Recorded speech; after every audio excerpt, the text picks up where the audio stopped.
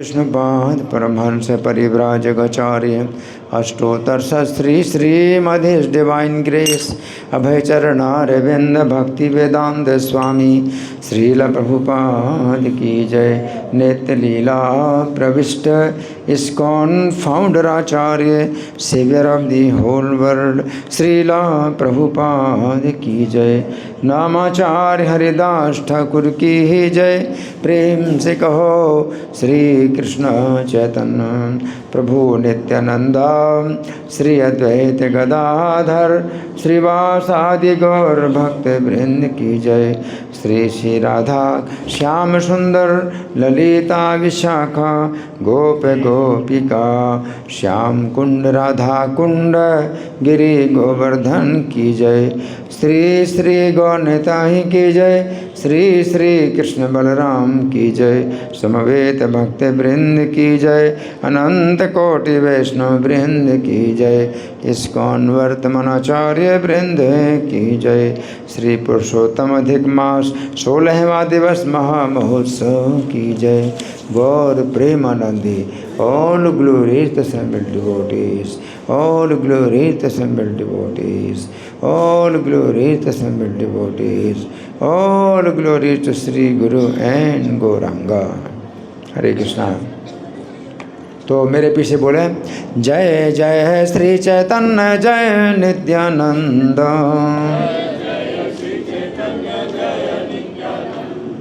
श्री अद्वैत चंद्र जय गौर भक्त वृंदा।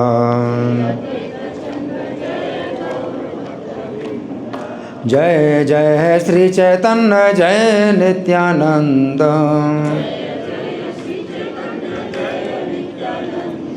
श्री अद्वैत चंद्र जय गौर भक्त वृंद। ग्रंथराज श्री चैतन्य चरितामृत आदि लीला अध्याय 5 और श्लोक संख्या है 22। अध्याय का नाम है भगवान नित्यानंद बलराम की महिमाएं। तो बोर्ड में आ गया श्लोक, आया नहीं? आ गया है? ये कह रही माता जी नहीं आया, क्या बात है? आ गया, आ गया, ठीक है। मेरी चिंतामणि वाला है ना। चिंतामणि प्रकर सन्मसुकल्प वृक्ष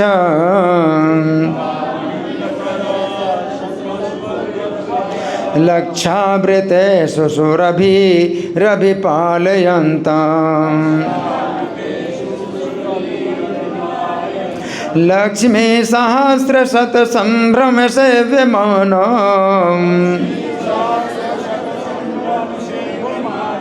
गोविन्दमादिपुरुषं तमहं भजामि।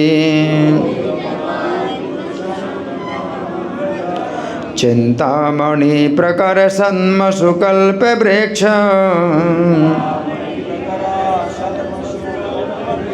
लक्षावृते सुसुरभि रभिपालयन्तम्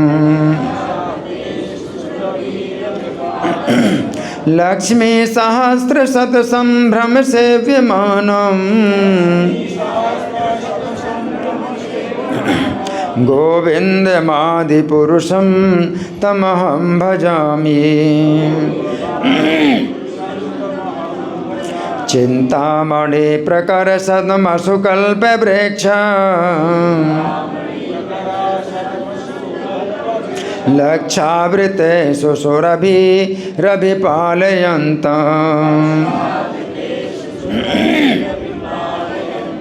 लक्ष्मी सहस्रशत संभ्रम सेव्यमानम् गोविन्दमादिपुरुषं तमहं भजामि। बोलिए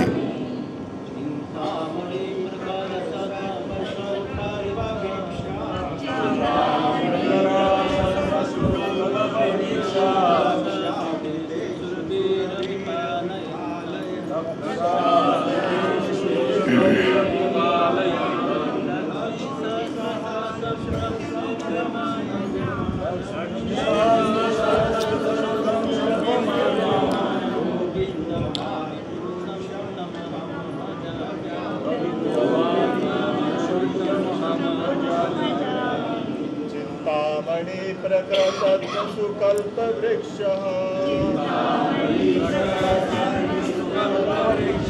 रक्षावृतेषु सुरभिरभिपालयन्तम्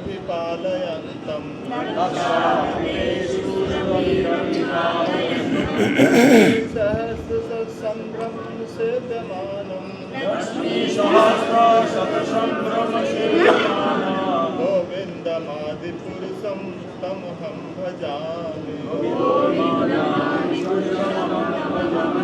चिंतामणि प्रकराशदमसु कल्पवृक्षा रक्षावृतेषु सुरभिरभिपालयन्तम्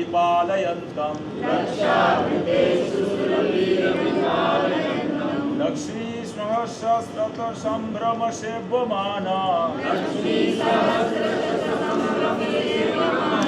गोविन्दमादिपुरुषं तमहं भजामि। माताएं वैष्णो देवी, वैष्णो देवी।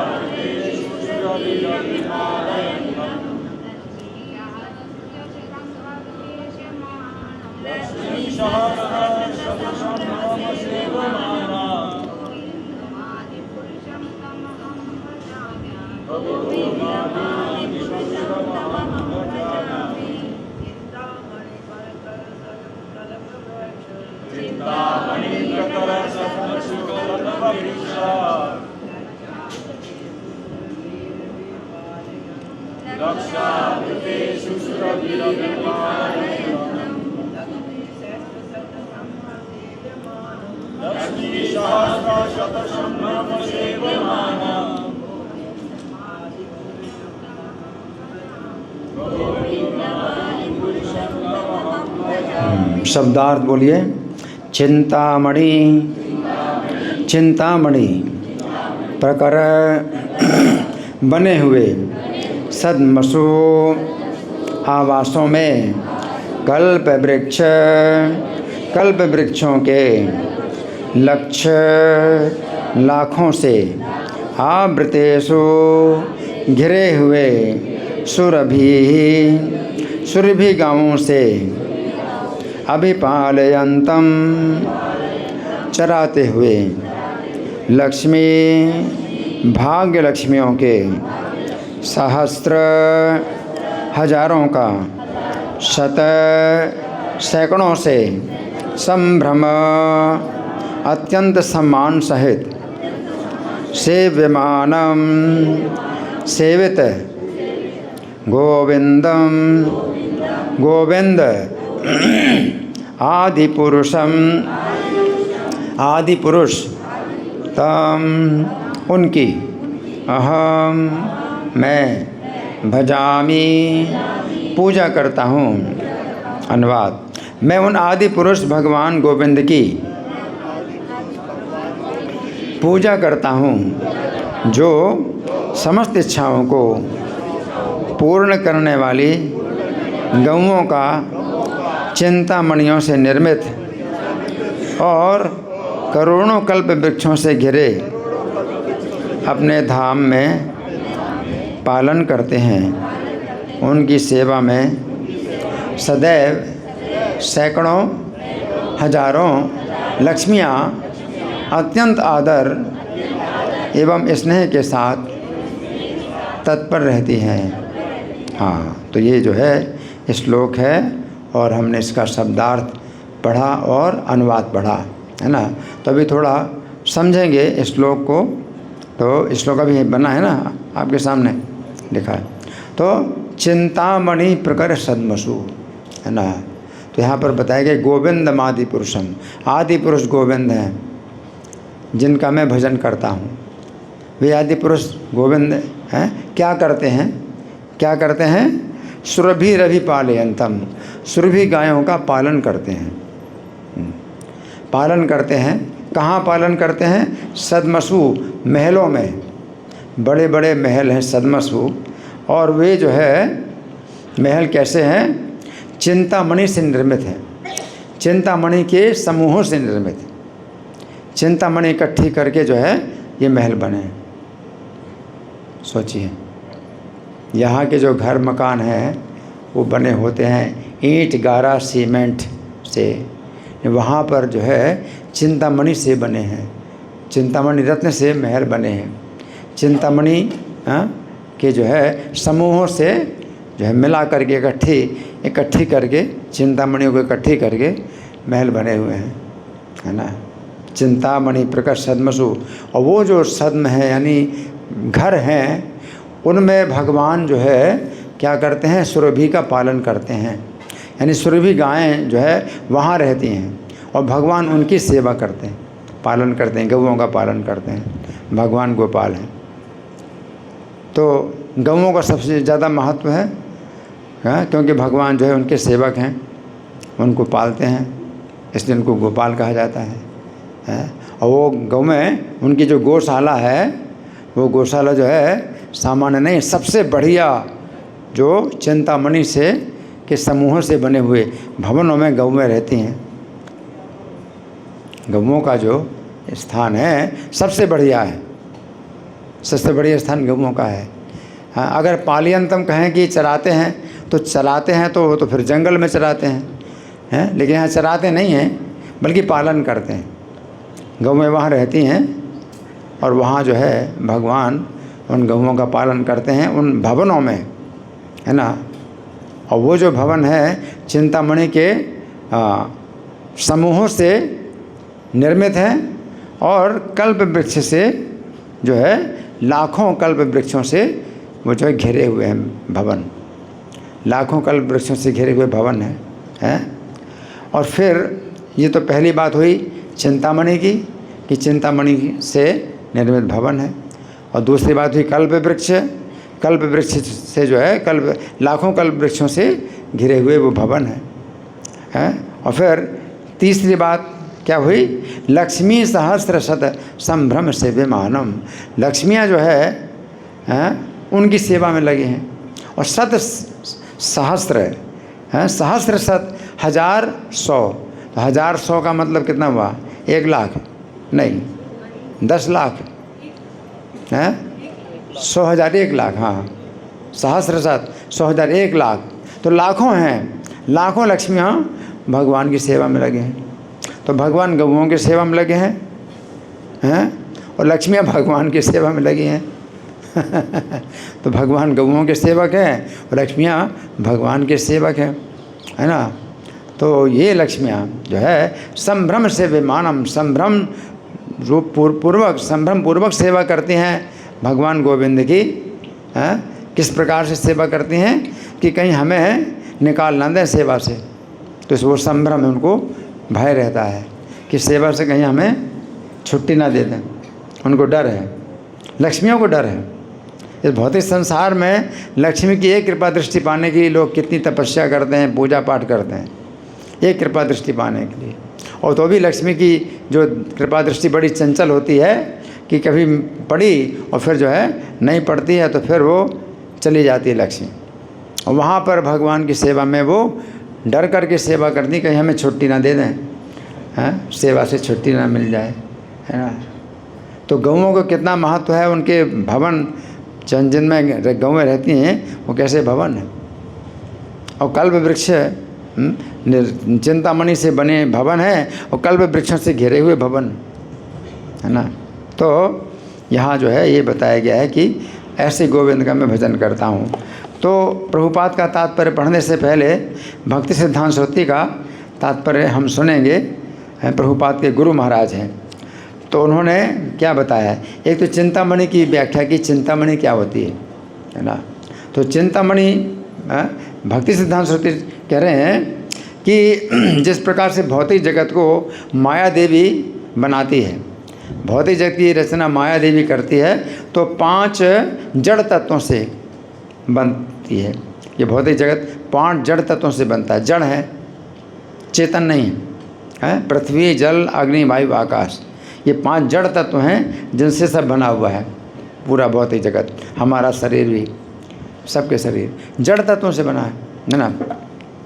तो भक्ति सिद्धांत ठाकुर कहते हैं उसी पर आध्यात्मिक शक्ति ने भगवान का आध्यात्मिक जगत बनाया है।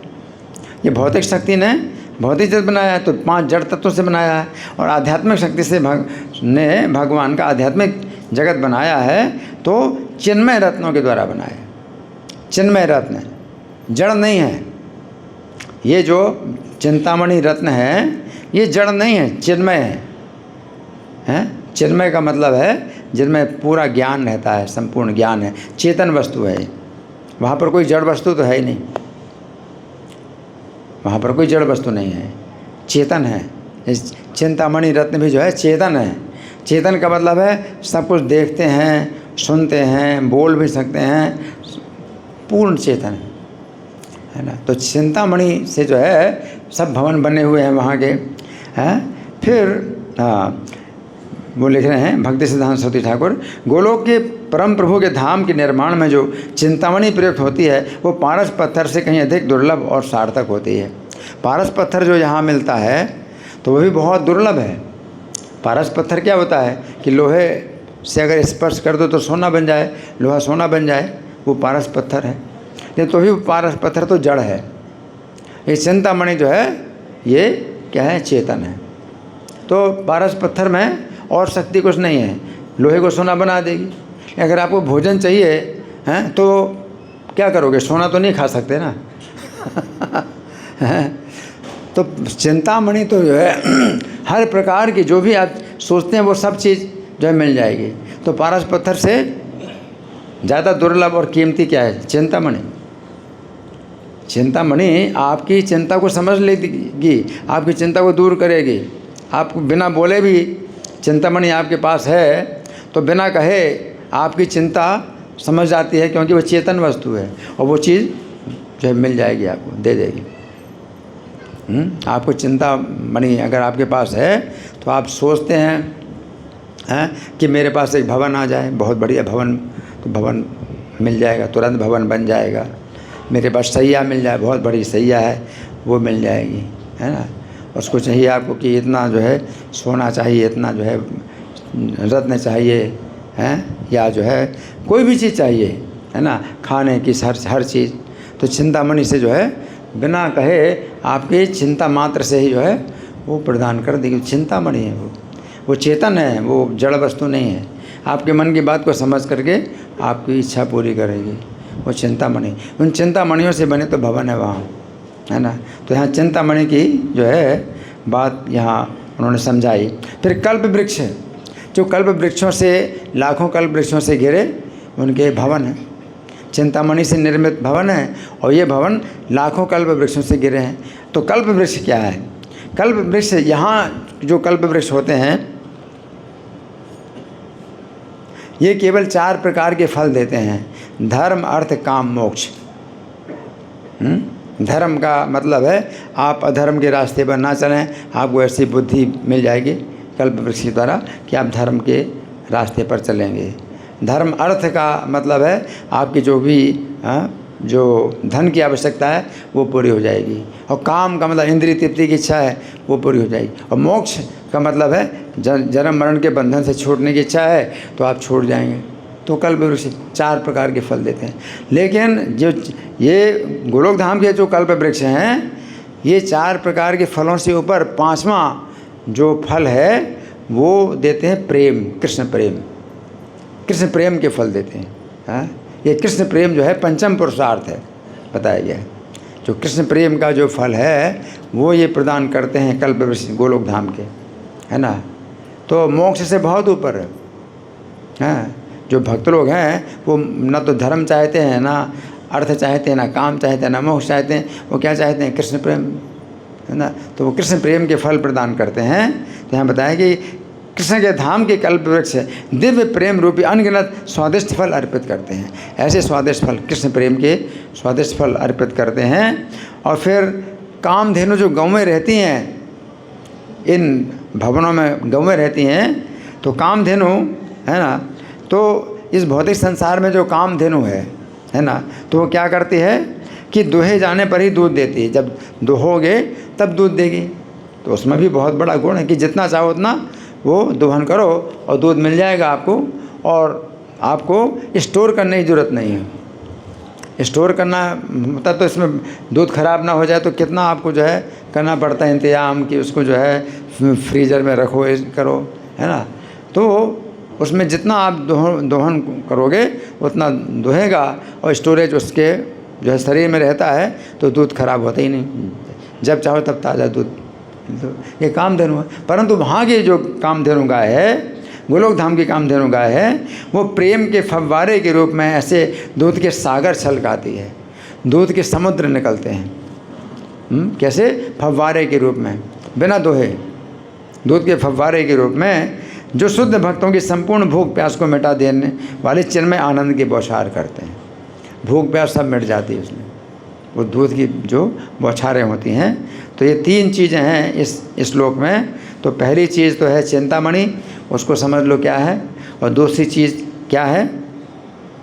दूसरी क्या है? कल्प वृक्ष। कल्प वृक्ष, वहाँ की कल्प वृक्ष जैसे हैं। और तीसरी है सुरभि गाय। तो सुरभि गाय तो यहाँ की जो कामधेनु गाय से बहुत ऊपर है। चिंतामणि जो है पारस मणि से बहुत ऊपर है। चिंतामणि आप सोच नहीं सकते चिंतामणि की महिमा है। और जो कल्प वृक्ष हैं वहाँ के, वो यहाँ के कल्प वृक्षों से बहुत ऊपर हैं कि प्रेम का, कृष्ण प्रेम का फल प्रदान करते हैं। और वहाँ की जो सुरभि गाय हैं यहाँ की कामधेनु गाय से बहुत ज़्यादा श्रेष्ठ हैं, है ना। तो यहाँ पर ये तात्पर्य समाप्त हुआ। अब हम सुनेंगे प्रभुपाद का तात्पर्य। प्रभुपाद तात्पर्य में क्या लिखते हैं? तो प्रभुपाद का तात्पर्य 11 पेज का है। कितना है? 11 पेज का। तो हम उतना नहीं पढ़ पाएंगे, जितना हम पढ़ पाएँ, जितना हम समझाएं, तो उस बिंदु पर हम जो है आपको बता दें, भाई इस बिंदु पर हमने छोड़ा है ना। तो सुने प्रभुपाद तात्पर्य में लिखते हैं, ये ब्रह्म संहिता 5:29 का श्लोक है, 5वां अध्याय और 29वां श्लोक। तो चैतन्य महाप्रभु जब दक्षिण भारत में गए थे तो उनको जो है ये ब्रह्म संहिता का 5वां अध्याय दक्षिण भारत में किसी मंदिर में मिला। पहले किताबें छपती नहीं थी, तो हाथ के लिखे हुए जो है किताबें होती थी। और हाथ की लिखी हुई किताबें और जो पेपर है वो भी ख़राब हो जाता था, तो फिर जो है उसकी सुरक्षा भी नहीं होती थी उतनी। तो ये किसी प्रकार से चैतन्य महाप्रभु को मिल गया दक्षिण भारत में, तो ये जो है चैतन्य महाप्रभु ले आए। तो ब्रह्म संहिता के 100 अध्याय हैं। 100 अध्याय में 5वां अध्याय ही केवल चैतन्य महाप्रभु को मिला है। और 5वें अध्याय के शायद 64 श्लोक हैं इसमें होगा। ये 56, 62, हाँ 62 श्लोक 5वें अध्याय में। तो 5वां अध्याय ही केवल मिला है ब्रह्म संहिता का। तो इसमें जो है भगवान कृष्ण की जो महिमा है वो बहुत विशेष बतलाई गई है, बहुत विशेष बतलाई गई है। हाँ, जैसे भगवद गीता में भगवान कृष्ण की महिमा है, लेकिन उसमें बहुत सी बातें ऐसी भी हैं जिसमें कि मायावादियों को निराकार वाद का जो है वो उनको मौका मिलता है और परमेश्वर को निराकार बताते हैं। फिर श्रीमद् भागवत उससे ऊपर है, गीता से ऊपर है, उसमें भगवान की और गुण और जो है रूप का वर्णन है। लेकिन उस श्रीमद् भागवत से भी जो है कुछ लोग जो है निराकारवाद का जो है वो सिद्धांत निकाल लेते हैं। लेकिन ब्रह्म संहिता एक ऐसा ग्रंथ है वो बहुत ज़्यादा पर्सनल है, भगवान कृष्ण के व्यक्तित्व पर ही पूरा जो है केंद्रित है। भगवान कृष्ण की क्या महिमा है, इसमें से कोई व्यक्ति निराकारवाद का सिद्धांत नहीं निकाल सकता। श्री कृष्ण जो है साक्षात क्या है, परमेश्वर हैं।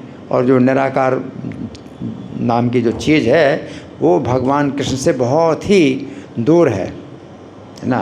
तो ये जो है यहाँ प्रभुपाद लिख रहे हैं कि ब्रह्म संहिता का 5:29 का श्लोक है।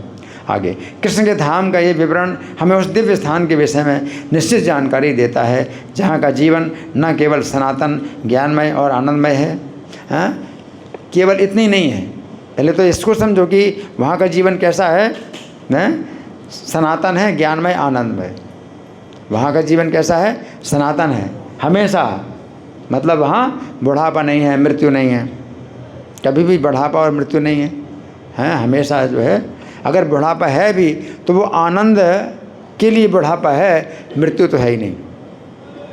जैसे मान लो नंद महाराज वृद्ध हैं, कृष्ण के पिता है, तो वृद्धावस्था का भी उनको सुख प्राप्त होता है, वृद्धावस्था का कोई कष्ट नहीं। यहाँ पर तो वृद्धावस्था का कष्ट भोगना पड़ता है, लेकिन नंद महाराज हैं ऐसे वृद्ध गोप हैं, तो वृद्धावस्था भी है तो वो भी हो क्या है, वो और अधिक उसका क्या सुख है। तो सनातन जीवन है, यानी जो वृद्धावस्था में तो हमेशा उसी में रहते हैं, जो बचपन की अवस्था में वो हमेशा बचपन की अवस्था में रहते हैं, जो युवक अवस्था में है तो युवावस्था में हमेशा रहते हैं। वहाँ पर अवस्था परिवर्तन नहीं होती है कि समय के अनुसार जो है अवस्था बदले। और यहाँ तो भौतिक संसार में क्या है, अभी बाल अवस्था है किसी की तो बाल अवस्था चली जाएगी, फिर लड़कपन आएगा, लड़कपन चला जाएगा, फिर जो है जवानी आएगी, जवानी चली जाएगी, बुढ़ापा, फिर बुढ़ापा ख़त्म, मृत्यु। नहीं, वहाँ पर काल का प्रभाव नहीं। तो सनातन जीवन कितनी बड़ी बात है। वहाँ का जीवन कैसा है, सनातन है, मतलब घर है, परिवार है, सब कुछ है, घर परिवार। हरि बोल हरि बोल हरि बोल। प्रसादम टाइम, प्रसादम टाइम, आंखें खोलिए आंखें खोलिए, हरि बोल हरि बोल। नींद आ रही है तो खड़े हो जाओ। तो मैं क्या बता रहा था, वहाँ का जीवन सनातन है। सोचिए कितनी बड़ी बात। तो लोग तो सोचते भाई निराकार में मुक्ति होती है और हम निराकार हो जाएंगे तो उसी में ही जो है मतलब वो है कि सनातन जीवन। ये सनातन जीवन निराकार में जो है कोई आनंद थोड़ी है उसमें। निराकार जीवन में सनातन जो है अगर आप रहेंगे, हमेशा रहेंगे निराकार में, तो उसमें कोई सुख नहीं है। ये सनातन जीवन इसमें क्या है, अपना जो है घर है, परिवार है, समाज है, सब कुछ है, और सब क्या है, सनातन है। सोचिए ऐसा जीवन हो, मान लो हैं, जहाँ पर स्त्री भी हैं, पुरुष भी हैं, बच्चे भी हैं, जवान हैं, बूढ़े हैं, सब हैं, लेकिन सब जो है कैसे रहते हैं, ज्यों के त्यों रहते हैं, कभी भी किसी में वो नहीं, काल का प्रभाव नहीं पड़ता। सनातन जीवन, सनातन। फिर दूसरा है ज्ञानमय। वहाँ का जीवन ज्ञानमय है। ज्ञानमय का मतलब है कि आपको ज्ञान नहीं, जो सुन लिया तो आपको हमेशा याद रहेगा। हाँ, अभी डायरी में नोट करना पड़ता है, किताबें पढ़नी पड़ती हैं, किताबें छापनी पड़ती हैं। वहाँ पर किताबों की छपाई की ज़रूरत ही नहीं। आपने जो कुछ भी सुन लिया आपको सब याद रहेगा। कैसा जीवन है, सोच सकते हो। यहाँ पर तो किताबें छपाई में है ना, कितना जो है मतलब परिश्रम करना पड़ता है ना। हाँ, फिर किताबों की सुरक्षा में कितना परिश्रम करना पड़ता है। वहाँ पर किताबों की छपाई की कोई ज़रूरत नहीं है। तो ज्ञानमय जीवन है वहाँ, है ना। और तीसरा क्या है, आनंदमय। वहाँ का जीवन आनंदमय है, यानी शरीर में बुढ़ापा और बीमारी है, कोई कष्ट नहीं। हमारे शरीर में कैसा है, कष्ट ही कष्ट है, वैरायटी है कष्टों की। कितनी कष्टों की वैरायटी। कान का दर्द अलग है, आँख का दर्द अलग है, सिर का दर्द अलग, पेट का दर्द, कितने प्रकार के दर्द हैं, कोई अंत है, कितने प्रकार के दर्द हैं। आप सोचते चलो मेरा सिर दर्द ठीक हो जाए तो बड़ी राहत मिल जाएगी। अरे सिर दर्द ठीक हो जाए और दूसरे प्रकार के दर्द शुरू हो जाए। कितने प्रकार के दर्द हैं, है ना। तो वहाँ पर क्या है, आनंदमय जीवन। तो ये जो है सच्चित आनंद जीवन है। और यहाँ का जीवन असत अचित निरानंद, उल्टा है। यहाँ का जीवन कैसा है, असत। असत का मतलब है मृत्यु होगी, समाप्त हो जाएगा जीवन, हमारा जीवन लीला समाप्त हो जाएगी, अगला जीवन शुरू होगा, है तो असत है। अचित का मतलब है अज्ञान, हमेशा भूल जाते हैं, कुछ भी याद नहीं रहता। 10 साल पहले आप इसी समय कहाँ थे, या पिछले दिन ही इसी समय कहाँ थे। अगर यहाँ नहीं थे तो आप सोचेंगे कहाँ थे, क्या कर रहे थे इसी समय में, पिछले दिन कभी याद नहीं रहता। अचित। और वहाँ का जीवन चित है। 12 करोड़ साल पहले, 20 करोड़ साल पहले आप कहाँ थे, क्या कर रहे थे, आपको सब याद। ऐसा जीवन सच्चे असत अचित और निरानंद है। और यहाँ के जीवन में निरानंद है, यानी कष्ट ही कष्ट है। तो वहाँ का उल्टा है सच्चिदानंद जीवन, और यहाँ का उससे उल्टा है कैसा, असत अचित निरानंद जीवन। तो प्रभुपाद कहते हैं केवल इतना ही नहीं है, अपितु जहाँ प्रचुर वनस्पति भी है, प्रचुर वनस्पति है और प्रचुर दूध है, प्रचुर रत्न है, सुंदर घर हैं, उद्यान है। मतलब कोई व्यापार करने की जरूरत नहीं है। व्यापार, नौकरी, कितना जो है इसमें चक्कर है। कुछ व्यापार चलाओ, नौकरी करो, नहीं तो खाने को नहीं मिलेगा। वहाँ पर जो है सब कुछ जो है हर चीज़ प्रचुरता में है। तो कोई व्यापार नौकरी कुछ नहीं करना है। फिर करना क्या है? करना है भगवान का गुणगान करना है, भगवान का गुणगान सुनना है, कृष्ण के संबंध में जो है हमेशा जो है मतलब आनंद लेना है।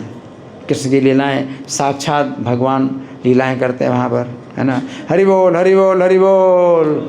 कुर्सी में बैठे हुए हैं, कुर्सी इसलिए नहीं सोने के लिए, आपको कुर्सी दी है सोने के लिए नहीं मिली है, हैं? कुर्सी सुनने के लिए है, सोने के लिए नहीं है। कृपा करके कुर्सी को छोड़ दीजिए। अगर सो रहे हो तो कुर्सी को छोड़ दीजिए। हाँ, तो मैं क्या बता रहा था, वहाँ का जीवन कैसा है? कोई व्यापार, कोई नौकरी, है ना, ये सब जो है इतने कितने चक्कर हैं, ऑफिस वगैरह कितने बने हुए हैं, और बिजली के जो है कितने कारखाने बने हुए हैं, बिजली बनाना है। लेकिन वहाँ पर प्रकाश, हमेशा प्रकाश रहता है, अंधकार होते ही नहीं है, इसलिए प्रकाश की बात ही नहीं है। यहाँ पर तो प्रकाश की बात इसलिए होती है कि अंधकार है, इसलिए हम कहते हैं प्रकाश, लाइट। वहाँ पर लाइट की कोई बात ही नहीं है, अंधकार है ही नहीं कहीं, तो बिजली बनाने की ज़रूरत ही नहीं है। यहाँ तो सूर्य के द्वारा या तो प्रकाश होता है, या चंद्रमा के द्वारा, या अग्नि के द्वारा, या बिजली के द्वारा, हैं। अगर चारों में से कोई भी नहीं मिलेगा तो आप अंधेरे में रहेंगे। वहाँ पर जो है स्वाभाविक रूप से प्रकाश, हर चीज़ प्रकाशित है, हैं। तो ये जो है, और ऐसे सुंदर उद्यान है जिनकी देखरेख सुंदर बालाओं द्वारा की जाती है, जो सब लक्ष्मियाँ हैं। वहाँ के जो उद्यान हैं उनकी सेवा कौन करती है? लक्ष्मियाँ करती हैं, सुंदर लक्ष्मियाँ करती हैं। आगे, कृष्ण लोक आध्यात्मिक आकाश का सर्वोच्च ग्रह है। तो प्रभुपाद कहते हैं आध्यात्मिक आकाश में, है ना, जो ब्रह्म ज्योति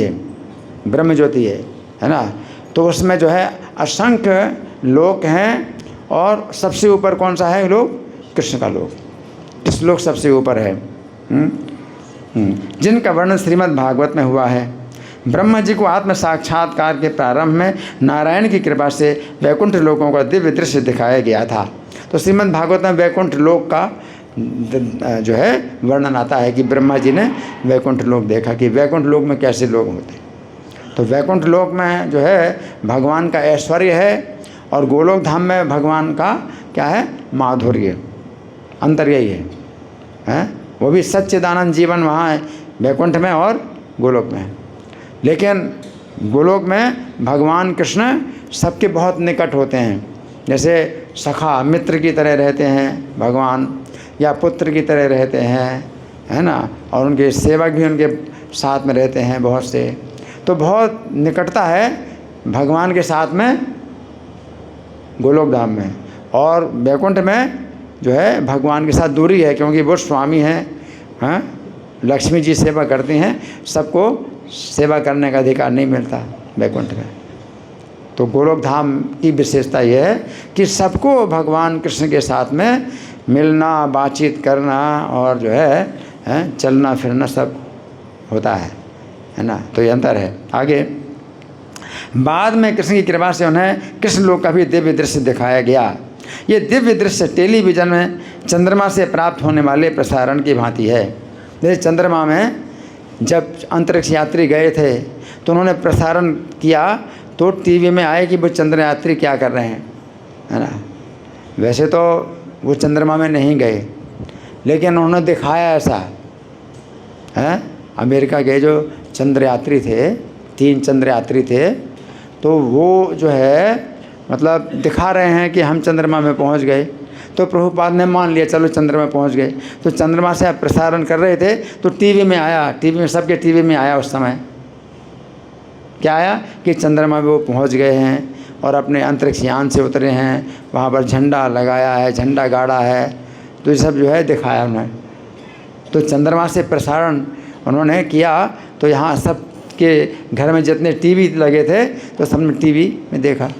तो यहाँ पर प्रभुपाद बताते हैं कि ब्रह्मा जी को भी भगवान ने अपने गोलोक धाम का दर्शन कराया, वैकुंठ धाम का दर्शन कराया। तो ब्रह्मा जी वहाँ गए नहीं, वो तो ब्रह्मांड के अंदर ही थे, इसी ब्रह्मांड के अंदर।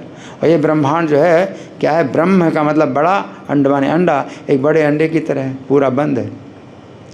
ले तो ब्रह्मा जी को भगवान ने अपने गोलोक धाम का दर्शन कराया, वैकुंठ धाम का दर्शन कराया। कैसे? उसी प्रकार की टेक्नोलॉजी भगवान की भी है कि प्रसारण किया वहाँ से, है ना, प्रसारण किया तो ब्रह्मा जी को दिखाई दिया। लेकिन हाँ, ब्रह्मा जी के पास जो है तपस्या और ध्यान की शक्ति से वो देख पाए।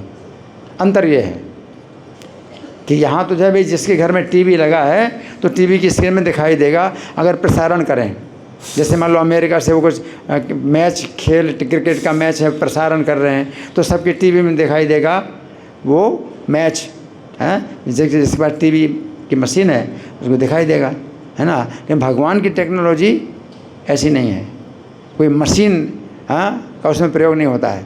भगवान की टेक्नोलॉजी में जो प्रसारण होता है, अगर आपको देखना है वैकुंठ धाम और भगवान आपको दिखाना चाहते हैं वैकुंठ धाम, तो वो जो है भगवान प्रसारण तो करेंगे वहाँ से, वैकुंठ से अपना कोई लीला है, कोई दृश्य है, प्रसारण करेंगे, है ना। लेकिन आपके पास ध्यान और तपस्या की शक्ति होनी चाहिए जिससे आप देख पाएंगे। और वो टीवी स्क्रीन जो है आपका हृदय है, आपके हृदय में वो भगवान की लीला प्रकाशित हो जाएगी और वो आप देखेंगे, तपस्या और ध्यान के नेत्रों से देखेंगे, हैं। तो तपस्या ध्यान की शक्ति से आप देख पाएंगे। ये मैकेनिक नहीं है कि भाई मैकेनिकल भाई कोई इंस्ट्रूमेंट हम दे दें आपको तो गोलोक धाम का दर्शन आप कर लोगे या लीला को देख लोगे, तो ऐसा नहीं। प्रेमांजन श्रुत भक्ति विलोचने न संता सदैव हृदय सुबिलो के अंति, हैं, कि जिनके नेत्र जो है प्रेम के अंजन से रंजित हैं और भक्ति विलोचन, और नेत्र भी भक्ति के हैं, भक्ति के नेत्र हैं, प्रेम का अंजन जब लगे तो जो है हृदय का जो टीवी है उसमें उनको दिखाई देगा। तो हृदय में टीवी पहले से है, लेकिन आँखें आपको चाहिए, भक्ति की आँखें हो और प्रेम का अंजन लगा हो तो दिखाई देगा। और भगवान प्रसारण करें अगर, तो आप वैकुंठ की लीला देख सकते हैं, गोलोक धाम की लीला देख सकते हैं। तो ब्रह्मा जी के पास ध्यान और तपस्या के जो है शक्ति थी, वो नेत्र थे, और हृदय के टीवी में ब्रह्मा जी ने सब पूरा गोलोक धाम देखा, वैकुंठ धाम देखा। तो भगवान ने प्रसारण किया तब। तो भगवान प्रसारण करें, पहली बात तो है कि भगवान प्रसारण करें। और दूसरी बात क्या है कि आपके पास वो शक्ति तपस्या और ध्यान की होनी चाहिए, है ना, तो आप देख सकते हैं। एक से काम नहीं चलेगा। आपके पास शक्ति है, तपस्या ध्यान की शक्ति है, अगर प्रसारण नहीं हो रहा तो कैसे देखोगे, है ना। तो यहाँ पर प्रभुपाद लिख रहे हैं कि तपस्या ध्यान की शक्ति से उनको जो है दृश्य दिखाए जाते हैं, जबकि टेलीविज़न में तरंगों को पकड़ने की यांत्रिक प्रक्रिया से ऐसा संभव होता है। जो टीवी की मशीन है उसमें तरंगों को पकड़ने की शक्ति है, तो टीवी की स्क्रीन में आप देख लोगे, आपको तपस्या ध्यान की कोई ज़रूरत नहीं, है ना। तो ये मैकेनिकल जो है ये विधि है। आगे श्रीमद् भागवत द्वितीय स्कंध में बतलाया गया है कि वैकुंठ लोक में भौतिक प्रकृति के सतो रजो तथा तमो गुणों का कोई प्रभाव नहीं होता, है ना। तो वैकुंठ लोक में क्या है, 3 गुणों का प्रभाव नहीं है, सतोगुण का प्रभाव, रजोगुण का प्रभाव, तमोगुण का प्रभाव नहीं है, है ना। आगे भौतिक जगत में सत्वगुण ही सर्वोच्च है। इस भौतिक जगत में क्या है, सत्वगुण सबसे बढ़िया है, क्योंकि 3 गुण है। अगर 3 गुणों में आपको जो है आप बंधे हुए हैं, तो उनमें से सत्वगुण ही सबसे बढ़िया है। रजोगुण में काम, क्रोध, लोभ ये सब जो है पैदा होते हैं, और तमोगुण में नींद है, आलस्य है, लापरवाही है, ये सब आते हैं, है ना। तो अगर आप अच्छी गति पाना चाहते हैं तो सत्वगुण का चुनाव करो कि आप सत्वगुण में रहें। तो सात्विक चीज़ें आप खाएंगे और सात्विक लोगों का संग करेंगे, है ना, तो आप सत्वगुण में आएंगे, है ना।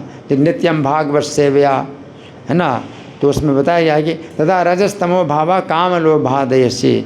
अगर नित्यम भागवत सेवया करते हैं, जैसे रोज़ यहाँ क्लास होता है भागवतम का या चैतन्य चरितामृत का, तो ये नित्यम भागवत सेवा है। अगर नित्यम भागवत सेवा करेंगे तो क्या होगा कि तथा रजस तमो भावा, रजोगुण तमोगुण के भाव हैं काम, लोभ, हैं, और निद्रा और आलस्य, तो चेत एतेन अनाविधम, आपका चित्त इनसे आवेद्य नहीं होगा, रजोगुण तमोगुण से आवेद्य नहीं होगा। स्थितम सत्वे प्रसिद्धति, सत्वगुण में प्रसन्न हो जाएगा चित्त, तो प्रसन्नता आती है सत्वगुण में।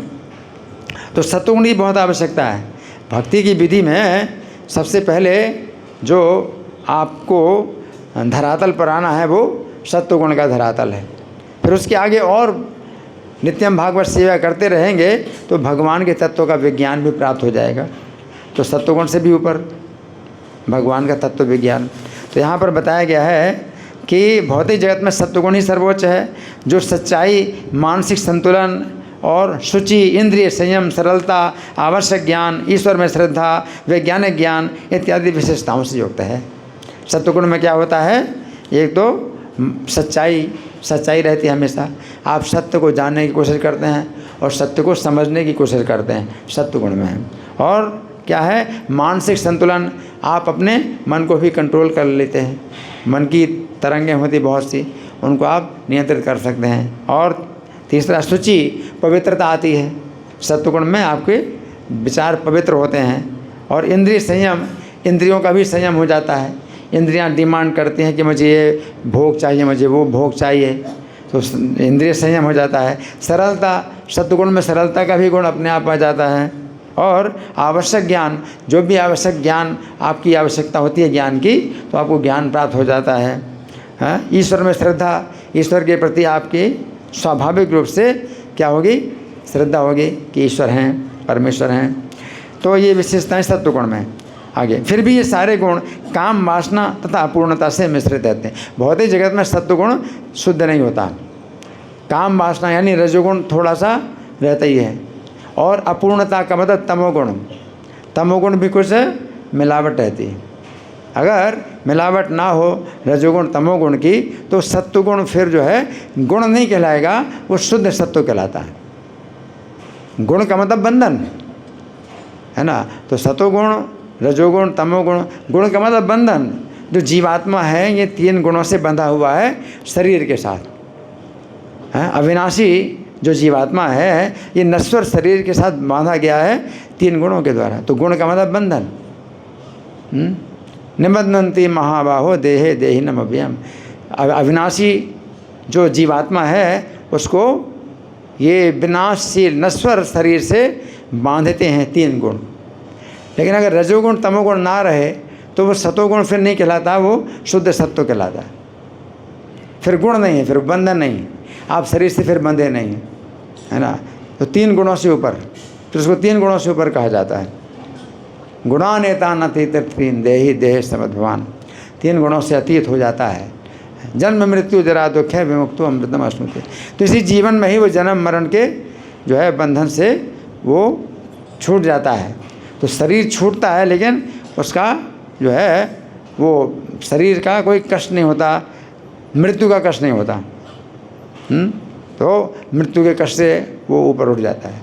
तो शरीर में रहते हुए भी वो जन्म के और मरण के, जन्म, मृत्यु, जरा और बुढ़ापे के कष्टों से मुक्त हो जाता है ना। तो वो गुणातीत अवस्था, या कहें कि वो शुद्ध सत्व है। सत्वगुण में रजोगुण तमोगुण नहीं है तो वो शुद्ध सत्व कहलाता है। तो यहाँ पर ऊपर लिख रहे हैं, किंतु वैकुंठ में पाए जाने वाले गुण ईश्वर की अंतरंग शक्ति की अभिव्यक्ति है और ये नितांत आध्यात्मिक तथा दिव्य है ना। तो वैकुंठ के जो गुण हैं वो पूर्ण रूप से आध्यात्मिक है। ये 3 गुणों से जो है परे हैं। आगे जिनमें भौतिक कलमश का नाम और निशान नहीं रहता। आगे कोई भी भौतिक ग्रह, यहाँ तक कि सत्य लोग भी गुण की दृष्टि से वैकुंठ लोकों की क्षमता नहीं कर सकता। जो सबसे ऊपर है भौतिक ग्रहों में, सबसे ऊपर सत्य लोक है। ब्रह्मांड में अगर 14 लोकों पर विचार किया जाए तो सबसे ऊपर कौन है? सत्यलोक, जो ब्रह्मा जी का लोक है। तो सत्यलोक जो सबसे ऊपर है उसमें भी प्रभुपाद क्या लिख रहे हैं कि गुण की दृष्टि से वैकुंठ लोकों की क्षमता नहीं कर सकता। सत्यलोक में भी है ना, क्या है कि वो बंधन है, यानी 3 गुणों से फिर भी वो जो है बना हुआ है। 3 गुण हैं फिर भी। आगे जहाँ भौतिक जगत के 5 पैदाइशी गुण अज्ञान, क्लेश, अहंकार, क्रोध और द्वेष अनुपस्थित रहते हैं, तो वैकुंठ में ये 5 चीज़ें नहीं हैं। एक तो अज्ञान, दूसरा क्लेश, तीसरा अहंकार, चौथा क्रोध और पांचवा द्वेष वैकुंठ में बिल्कुल नहीं है। जबकि भौतिक जगत के ये पैदाइशी लक्षण है ना। आगे, भौतिक जगत की हर वस्तु सृजित की गई है। भौतिक जगत में हर चीज़ बनती है, हर चीज़ बनती है। कोई भी चीज़ ऐसी नहीं है जो बनी ना हो, हैं। चाहे किताब लो, चाहे ये स्टैंड लो, चाहे टेबल लो, ये थर्मस लो, हर चीज़ बनाई जाती है, बनती है, हैं। और हमारी अनुभूति के अंतर्गत हम जो कुछ भी सोच सकते हैं, यहाँ तक कि हमारे शरीर तथा मन की भी सृष्टि हुई है। हमारा शरीर भी बना है ना। शरीर भी एक दिन बना है, मन भी जो है बना है, हैं, मन। आगे, सृष्टि की निर्माण प्रक्रिया ब्रह्मा के जीवन से शुरू हुई। तो ब्रह्मा जी का सबसे पहले शरीर बना, भगवान के नाभि से कमल निकला, और कमल जो है ऊपर ऊपर चला गया, और ये ब्रह्मांड के सबसे ऊपरी हिस्से तक कमल पहुंच गया। फिर उस कमल से जो है ब्रह्मा जी उत्पन्न हुए, है ना। तो ब्रह्मा जी की उत्पत्ति हुई, तो फिर ब्रह्मा जी ने सृष्टि की। तो ब्रह्मा जी पहले सृष्टि होती है, तब ब्रह्मा जी सृष्टि करते हैं। तो इस सृष्टि की प्रक्रिया ब्रह्मा के जीवन से शुरू हुई, और ये सृजन सिद्धांत रजोगुण के कारण संपूर्ण भौतिक ब्रह्मांड में व्याप्त है। रजोगुण के कारण ये सृष्टि पैदा होती, सृष्टि बनती है ना। तो हर चीज़ बनती है सृष्टि में। आगे, किंतु वैकुंठ लोक में रजोगुण अनुपस्थित, यानी नहीं है। वैकुंठ लोक में रजोगुण नहीं है, अतः वहाँ किसी भी वस्तु की सृष्टि नहीं हुई। वहाँ की हर वस्तु शाश्वत है। किसी भी चीज़ का इतिहास नहीं है कि भाई कब बना था ये, कौन से सन में निर्मित हुआ, मैन्युफैक्चर्ड, है ना। जो मैन्युफैक्चर्ड, तो उसकी डेट लिखी रहती है, एक्सपायरी की डेट लिखी रहती है। वहाँ पर ना तो कि मैन्युफैक्चर की डेट होती है किसी चीज़ की, ना एक्सपायरी की डेट होती है। कभी बना ही नहीं कोई चीज़, हर चीज़ शाश्वत है। वहाँ पर हर चीज़ शाश्वत है ना। चूँकि वहाँ तमोगुण नहीं है, इसलिए वहाँ संहार या विनाश का प्रश्न नहीं उठता। तमोगुण के कारण हर चीज़ खराब होती है, काल का प्रभाव पड़ता है हर चीज़ में, और हर चीज़ खराब होती है। रखे रखे 1 साल बाद, 2 साल बाद, 3 साल बाद ये किताब का भी रंग बदल जाएगा, इसकी भी चमक ख़त्म हो जाएगी, है ना। 10 साल बाद, 100 साल के बाद ये किताब भी जो है फिर मिट्टी बन जाएगी। पेपर भी कागज़ बन जाए, कागज़ भी मिट्टी बन जाता है, सब कुछ मिट्टी बन जाता है ना। तो तमोगुण के कारण ये होता है, विनाश होता है। तो वहाँ चूँकि तमोगुण नहीं है, इसलिए वहाँ संहार या विनाश का प्रश्न नहीं उठता। भौतिक जगत में उपर्युक्त सत्वगुण को विकसित करके मनुष्य हर वस्तु को स्थायी बनाने का प्रयास कर सकता है। अब भौतिक जगत में आप जो है सत्वगुण को विकसित करके आप चाहोगे भाई स्थायी बन जाए, स्थायी बन जाए, तो स्थायी तो नहीं बन सकता। लेकिन सत्वगुण विकसित करते हो तो आप ऊपर के लोकों में जाओगे तो जीवन की अवधि बढ़ जाएगी। ज़्यादा सत्वगुण है तो ब्रह्मा जी के लोक में ज़्यादा सत्वगुण है, तो कितना सत्वगुण है उनकी आयु उस हिसाब से बहुत लंबी है। ब्रह्मा जी की आयु बहुत लंबी है, कितनी आयु है उनकी? 31 नील 10 खरब 40 अरब वर्ष ब्रह्मा जी की आयु। कितना? 31 नील 10 खरब 40 अरब वर्ष ब्रह्मा जी की आयु है। तो सत्वगुण, लेकिन तो भी वहाँ भी मृत्यु है। क्यों? क्योंकि तमोगुण का फिर भी कुछ हिसाब है, और वो सृष्टि का रजोगुण का भी हिसाब है कि उनका शरीर बना था, और तमोगुण का भी हिसाब है, इसलिए अंत में क्या हो जाता है? समाप्त हो जाता है ना। लेकिन वैकुंठ में ऐसी चीज़ नहीं है। यहाँ प्रभुपाद लिख रहे हैं कि यहाँ सत्वगुण को विकसित करके हर वस्तु स्थायी बनाने का प्रयास कर सकते हैं। लेकिन चूँकि भौतिक जगत में सत्वगुण के साथ रजो और तमोगुण मिश्रित रहते हैं, इसलिए विद्वान विज्ञानियों के लाखों प्रयत्नों के बावजूद कोई वस्तु यहाँ स्थायी नहीं रह सकती। चाहे कितना भी कोशिश कर लें कि भाई स्थायी रहे, है ना, प्रेजर्वेटिव, लेकिन वो जो है स्थायी नहीं रहेगी, क्योंकि तमोगुण के कारण हर चीज़ नष्ट होती है, और रजोगुण के कारण फिर पैदा भी होते हैं। तो आगे, इसलिए हमें इस भौतिक जगत में शाश्वतता, पूर्ण ज्ञान और आनंद का कोई अनुभव नहीं है। 3 चीज़ें, सच्चिद आनंद। इस भौतिक जगत में सच्चिद आनंद का अनुभव नहीं है हमको। सत्य का मतलब है हमेशा बना रहे, है ना। तो 10 साल 20 साल हमारा शरीर क्या हो जाता है? बदल जाता है ना। तो सत्य नहीं है इस भौतिक जगत में, और चित्त भी नहीं है, ज्ञान कि आपको याद रहे हर चीज़, तो आपको कुछ भी याद नहीं रहता है ना। और आनंद, आनंद का मतलब है किसी प्रकार की शरीर में बाधा ना हो। तो शरीर में कितनी बाधाएं है ना। थोड़ी देर काम करते तो हाथ दर्द करने लगता है ना। थोड़ी देर चले तो पैर दर्द करने लगते हैं, तो कष्ट है, निरानंद है ना। तो सच्चित आनंद का अनुभव नहीं है इस भौतिक जगत में। आगे, किंतु वैकुंठ लोक में गुणों की पूर्ण अनुपस्थिति के कारण, गुणों मतलब 3 गुण, 3 गुण नहीं है वहाँ, सत्वगुण, रजोगुण, तमोगुण, 3 गुण पूरी तरह से नहीं है। तो क्या होता है, हर वस्तु सच्चित आनंदमय है, सच्चित आनंदमय, हर वस्तु सच्चित आनंदमय। सत का मतलब है सनातन, हर चीज़ वैसे ज्यों की तो बनी रहेगी, चमक भी ज्यों की तो बनी रहेगी हर चीज़ में। और चित्त का मतलब है ज्ञान, हर चीज़ में ज्ञान भी है, चेतना भी है। ये किताब खुद बोलेगी। अगर आप प्रश्न करोगे इस किताब से तो किताब प्रश्न का उत्तर आपको बिना पढ़े प्रश्न का उत्तर भी देगी। हरि बोल। चित्त है हर चीज़ है ना, चित्त है हर चीज़। ये जैसे गिलास है, ये थर्मस है, ये भी जो है चित्त है, मतलब चेतन है, चेतन है ना। तो चल भी सकते हैं, ये चल भी सकते हैं है ना। आप अगर बुलाएंगे तो ये पानी भरा गिलास मेरे पास आ जाएगा। चित्त, हर चीज़ सत्य और चित्त और आनंद, आनंद देने के लिए हर चीज़। कोई आपको कष्ट नहीं पहुंचाएंगे, किसी प्रकार का कोई चीज़ आपको कष्ट नहीं पहुंचाएगी।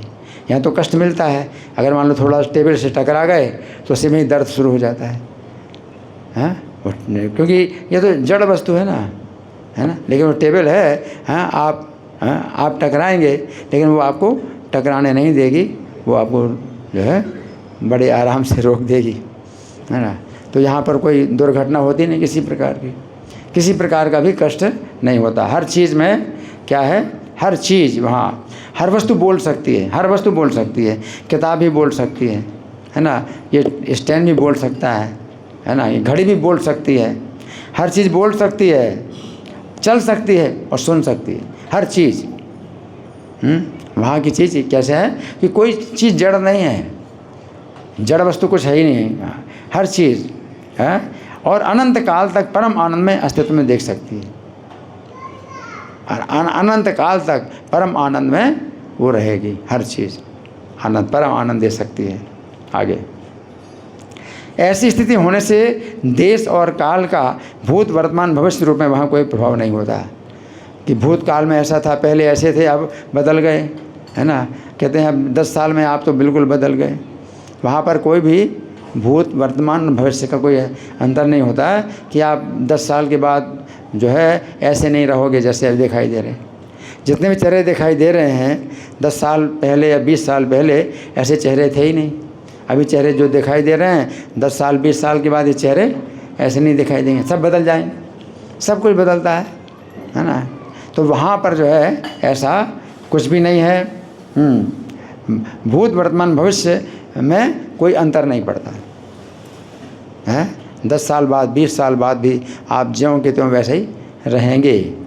आगे, परम व्योम में कोई परिवर्तन नहीं दिखता क्योंकि वहाँ काल का कोई प्रभाव नहीं है, फलता उस बहिरंगा शक्ति माया का प्रभाव भी अनुपस्थित रहता है, जो हमें अधिकाधिक भौतिकतावादी बनने और भगवान के साथ अपने संबंध को भूलने के लिए प्रेरित करती है ना।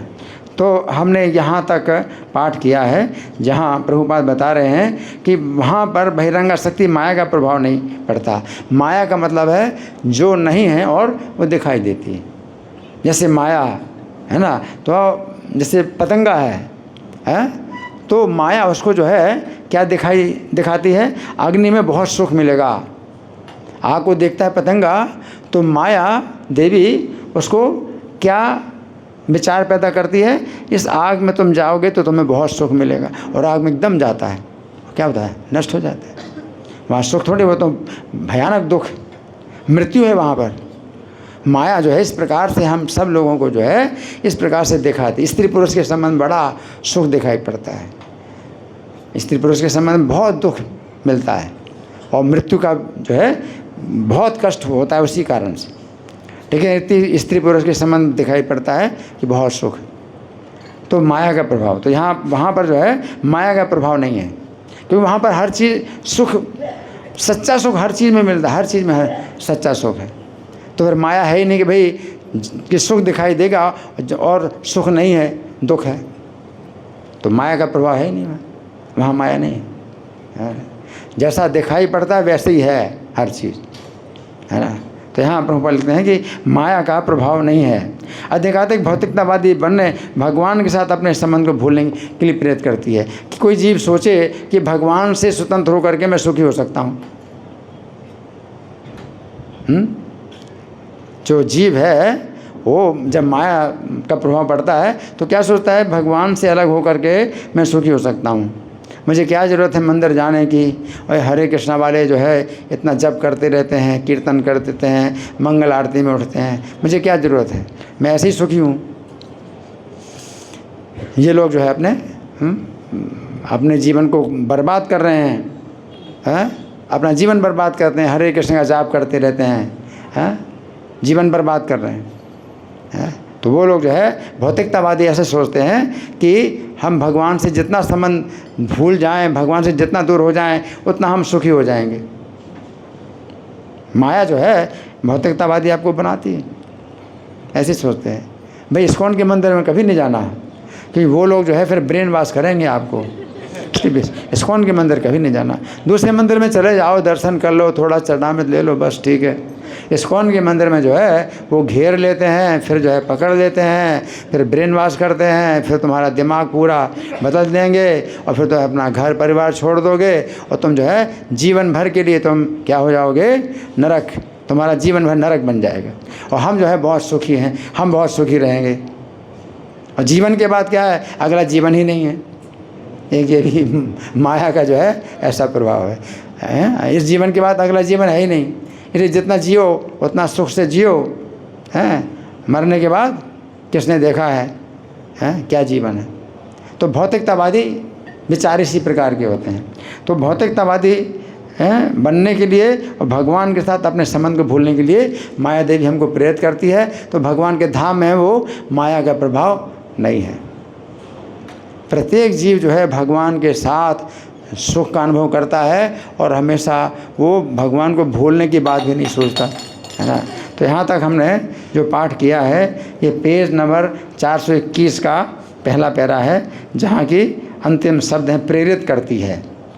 अब आगे से जो पाठ होगा अगली क्लास में वो हम लोग भगवान के दिव्य शरीर से यहाँ से शुरू होगा, जो पाठ किया जाएगा। तो अभी हमारे पास कुछ समय है आप लोगों के साथ चर्चा करने के लिए।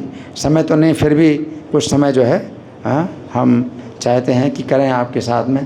कोई प्रश्न है, कोई चर्चा है या कोई मंथन है? जी हाँ, इनको माइक दीजिए। हरे कृष्ण प्रभु जी, बहुत अच्छा आपने गोलोक का जो दर्शन करवाया आज, बहुत आनंद आया। इसमें जैसे हमने डिस्कस किया कि अज्ञान, क्लेश, अहंकार, क्रोध और द्वेष वहाँ गोलोक में नहीं है, और हम यहाँ पे चर्चा ये भी कर रहे हैं कि गोलोक में ये चीज़ है, गोलोक में वो चीज़ है। तो अल्टीमेटली इसका जो उद्देश्य है वो एक आम जो इंसान है वो ये भी समझ सकता है कि अच्छा वहाँ जाएंगे तो वहाँ जाके हम इंजॉय करेंगे। तो अल्टीमेटली पर्पस ये थोड़ा सा मैं संशय है ये क्लियर करना चाहता हूँ कि हम इसको कैसे समझे कि अल्टीमेटली जो हम गोलोक में जाना है तो यहाँ पे सेवा करें, तो अल्टीमेटली धाम में जाके भी जो पर्पस जो है वो हमारा भगवान की सेवा ही है। हाँ, तो देखिए भौतिक जगत में जो माया का प्रभाव है तो वो इस प्रकार का है कि आप जो है अच्छा खाना, अच्छा सोना, आहार, निद्रा, भय, मैथुन, बहुत बढ़िया सुरक्षा, आपने पढ़ाई लिखाई कर ली तो आप जो है क्या हो गए, बढ़िया से जो है आप खाएंगे, बढ़िया से सोएंगे और बढ़िया से अपनी सुरक्षा करेंगे और बढ़िया से अपनी जो है भोग करोगे, इंद्रिय तृप्ति करोगे। बस ये जो है आपके जीवन का ये लक्ष्य है ना। जबकि वहाँ पर क्या है कि भगवान की सेवा का सुख, अब भगवान की सेवा का सुख है वो आपकी इंद्रियों से परे।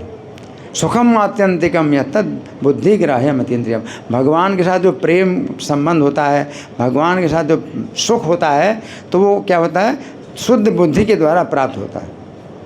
हमारी शुद्ध बुद्धि के द्वारा भगवान के साथ में जो प्रेम का भाव है, जैसे दास भाव, तो भगवान की सेवा में कितना सुख है, तो हम समझ नहीं सकते कि भौतिक संसार में सेवा हम करते हैं किसी की तो वो हमारा शोषण करेगा।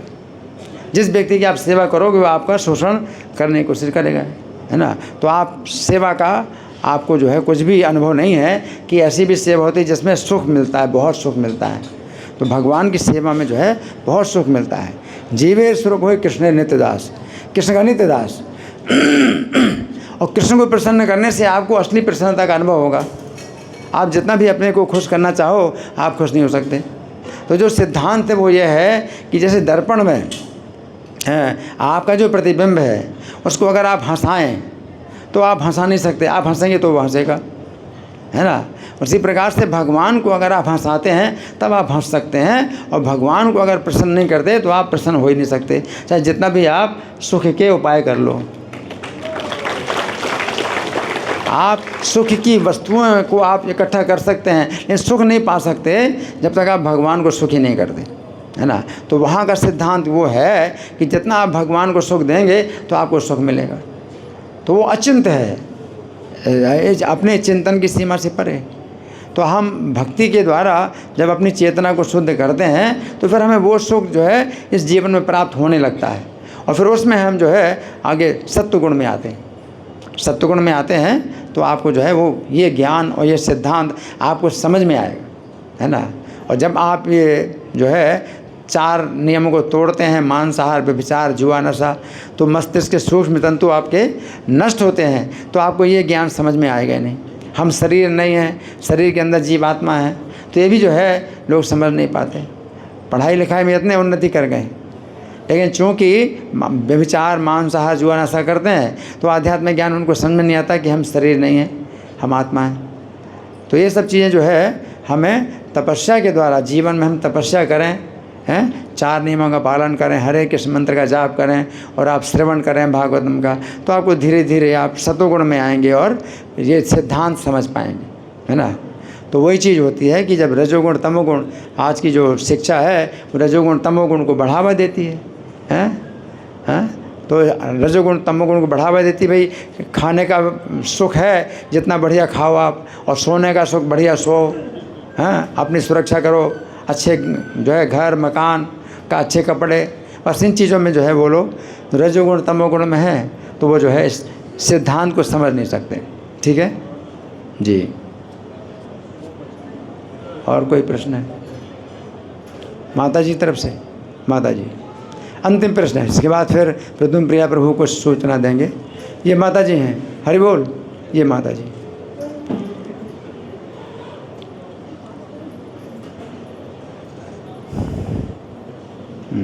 हरे कृष्ण महाराज जी। प्रभुपाद ने तो भगवत गीता में ऐसा लिखा है कि चंद्रयान पे कोई जा ही नहीं सकता, तो फिर अभी अच्छा प्रश्न है इनका, ठीक, अच्छा तो प्रश्न है। हम ये देखिए, हाँ मैं समझ गया। ये जाते हैं या माया ही है जो हाँ ठीक है। देखिए ऐसा है कि इस विवाद में हमें ज़्यादा नहीं पढ़ना चाहिए।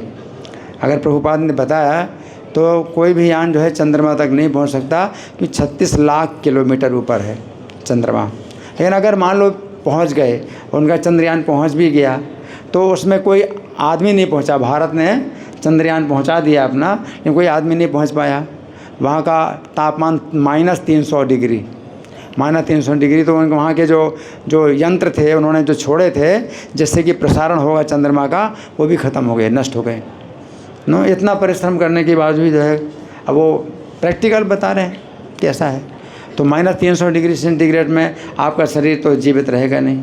और वहाँ के जो निवासी हैं उनके लिए वो जो है उसी प्रकार से है जैसे मछली पानी में बड़ी कंफर्टेबल है, बहुत सुविधा पूर्वक जीती है, सांस लेती है, और आपके लिए वही मरण है, उसमें पानी में मर जाएंगे।